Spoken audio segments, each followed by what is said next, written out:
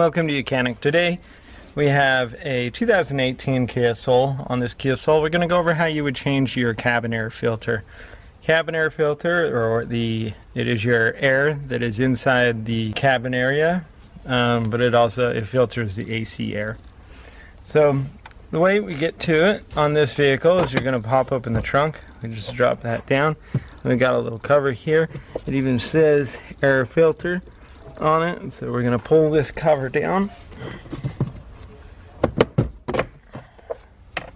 Okay, and then right back in here there are two tabs, one on both sides, and you're able to pull it out and then remove this cover plate.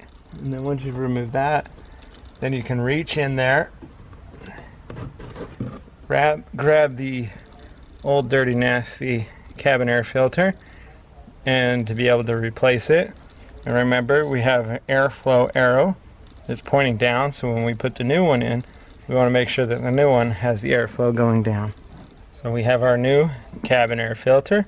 We have our symbol here telling us that the airflow goes down, which is generally toward the blower motor. The blower motor will suck the air down through the filter to get that fresh air.